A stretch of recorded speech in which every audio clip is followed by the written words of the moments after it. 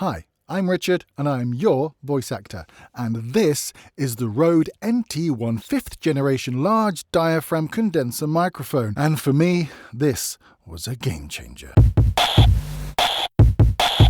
Spoiler alert, there are two game changers here. Okay, first of all, this video is not sponsored by Røde. Reach out if you want to, Mr. Røde. And stick around until the end for an extra bonus tip if you're thinking of buying this mic. Now, I've used quite a few microphones through the years, so what makes this a game changer? Well, it is a Røde NT1, and it has the same great sound and ridiculously low noise as the NT1 that we all know and love. And if you want to see the spec sheet, pause the video now. And if you want to geek out to the polar pattern and the frequency response graph, pause your video now. Okay, so that's the science bit out of the way. But none of that makes it a game changer. So let's take a closer look. It's not super expensive, about $250. I've got the silver one, but it does come in a very cool black with a red cable. It is a side address mic, which means you talk this way, look for the little gold dot to show you where to speak. And of course, it needs to be plugged into a cable, which means that this kid can shout as much as he wants and no one's gonna hear him. I've got mine plugged into the Røde XLR cable that came in the box. That's going in to my Steinberg UR44 audio interface, which is going straight into Reaper on PC, which is what you can hear now. We'll talk more about that interface and the software in another video. Please be aware that it does need 48 volts of phantom power to work, so make sure your interface has that. Not all of them do. And it sounds great, as you can hear. But still, none of that makes it a game changer. But now something is different. If you look carefully, that's not an XLR cable. That is a USB cable. I'm still talking into the same Røde NT1 5th Gen large diaphragm condenser microphone, and you're still listening to the audio from the same mic that still has that same great flat sound and ridiculously low noise as the regular Røde NT1 that we all know and love, but through USB. This mic has, and I quote, a patent-pending dual-connect output with both XLR and USB connectivity. Yeah, it's a USB mic as well. And what you're hearing now is going straight into the computer. And if you want to geek out on the digital specs, pause the video now. Just know that it doesn't work on an iPhone. I've tried.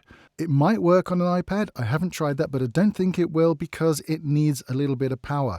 I believe 5 volts is in the specs. Røde do actually say, and I quote, the NT1 5th generation does not fully support connection to a smartphone or tablet as your device may not supply enough power for the microphone to operate. Also, there's no headphone output on this mic like there is on other USB mics, like for example the Røde NT USB Mini. I really should be sponsored by Røde at this point. So you'll have to take the headphones from the computer.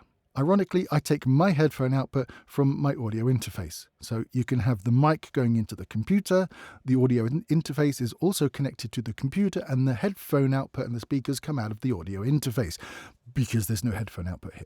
Also, you cannot use XLR and USB at the same time, for obvious reasons.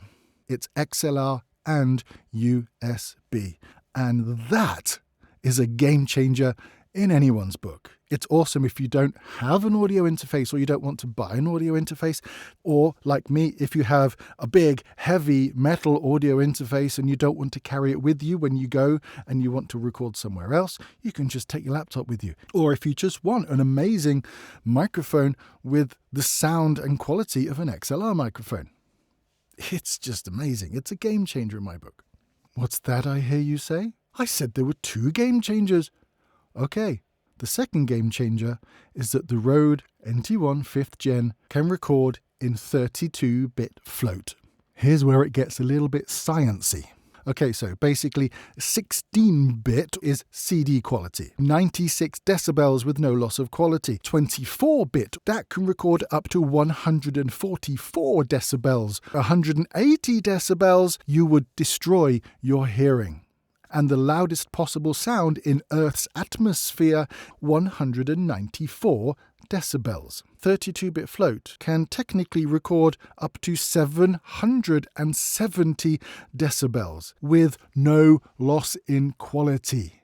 Huh? Please note that on a Windows PC you do need a custom Røde ASIO driver, which is free to download from the website. If you're on Mac, you just set your recording to 32-bit float. And Røde has pretty good manuals for connecting and using 32-bit float on most popular DAWs on their website. So it's easy to do, really. So here we are in Reaper, and this is recording through the XLR into the interface into Reaper, okay? Now, if I want to do something shouty, like an orc, and I go, "Green is best!"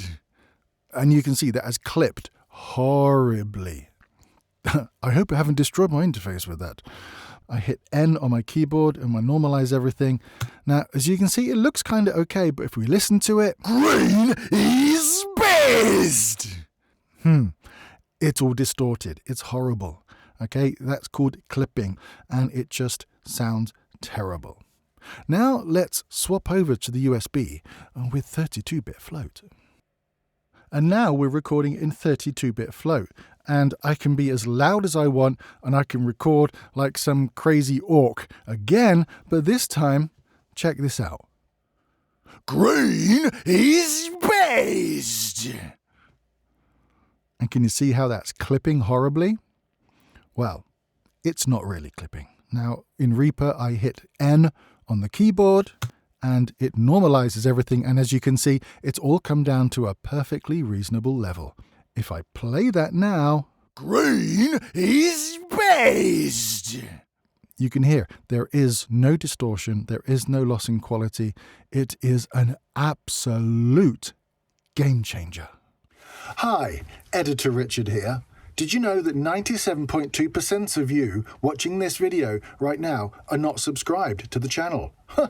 Remedy the situation now. Subscribe, and if you like it, then like it. Back to Studio Richard. Now remember, there is no perfect microphone. Use what works for your voice in the space that you have. This, I think, sounds great with my voice in this space. But remember, a terrible mic in a great space can sound okay. But a great mic in a terrible space will always sound terrible. So what's the verdict? Should you buy it? I would say absolutely. If $250 is what you want to spend on a mic, you can't go wrong with this. Or if you just want a not too expensive, very solid, practically noiseless mic with XLR and USB and the luxury of 32-bit float if you do shouty stuff, it's a no-brainer in my book. Okay, and here's that bonus tip as promised. This shock mount is a Røde SMR. It's a Rycote shock mount. Now, the one that comes in the box looks like this. This is the one you'll see everywhere. This is the one everyone knows. It's a good shock mount. There's nothing wrong with it. It's a really good shock mount. It has a pop filter built in. It's really rather good. But it also weighs a ton. It's big and clunky. And for my space and my setup, it just wasn't working. So this is much lighter. It's much smaller, and it just works for me. And the pop shield is metal. And the mic stand I use is from IKEA. IKEA, if you want to put it that way, but it should be pronounced IKEA. IKEA, IKEA, IKEA, IKEA, IKEA, IKEA, IKEA. So there you have it. That's the mic I use. That's why I use it. That's why I think this is a game changer, in my humble opinion. I'm Richard, and I am your voice actor. And YouTube thinks you might like this video. Go watch it. Go on. Go watch the video. Go on, click it. Click it now. Go on.